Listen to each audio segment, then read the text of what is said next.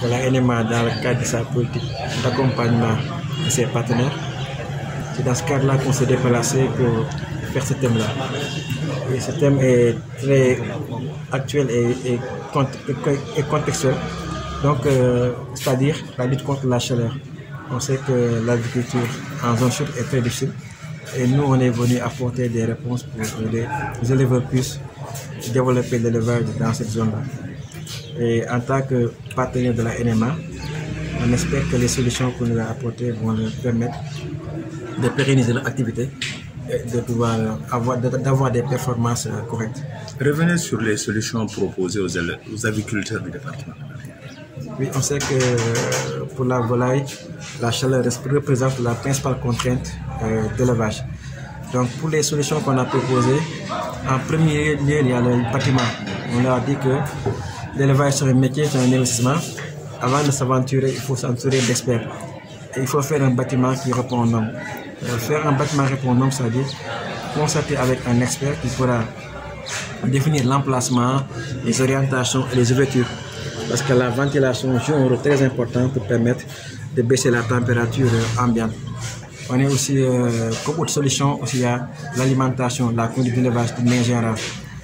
Dans la conduite d'élevage, en l'alimentation, il faut qu'ils puissent agéner les sujets dans les jours chauds et aussi abreuver les sujets parce que l'eau aussi est un facteur déterminant pour lutter contre la chaleur. Et cette eau-là doit être potable, doit être fraîche et donnée dans de bonnes conditions. Et aussi, on a aussi parlé de produits qui peuvent être donnés au sujet pour leur permettre de lutter contre la chaleur.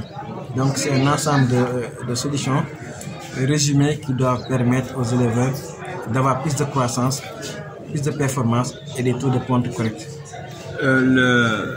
L'agriculture doit aussi être une activité économique et génératrice de revenus pour son pratiquant. Son pratiquant doit vivre également de son métier. Et quel autre conseil relativement à l'aspect économique de l'activité? Vous avez raison. L'agriculture, c'est un métier. Hein. On le sent et on le sait parce qu'on le vit maintenant. Les investissements sont de plus en plus importants. Les actes de plus en plus importants. Et pour pouvoir rentabiliser l'activité, il faut que l'éleveur puisse quand même savoir que c'est un métier, maîtriser les coûts. Il faut que l'éleveur puisse, je l'ai dit, mesurer pour avancer et savoir les contraintes, les élever et aussi s'entourer de partenaires qui peuvent rapporter quelque chose, comme la NMA le fait. Et aussi, il faut que l'éleveur, à travers son personnel, tout ce que demande l'élevage en termes d'investissement humain et personnel humain, soit aussi une passion qui doit servir aussi à pouvoir s'en occuper. Pas un second métier, mais un métier qui doit être rentable à travers un engagement et à travers aussi une occupation totale et aussi particulière.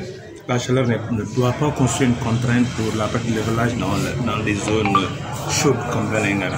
Non, la chaleur ne doit pas être une fatalité. La chaleur, je pense qu'il faut s'adapter. Et s'adapter, c'est trouver des solutions, comme on a dit. Il faut que l'éleveur puisse avoir un bâtiment correct, un bâtiment qui ne coûte pas cher, mais qui répond à des normes de ventilation.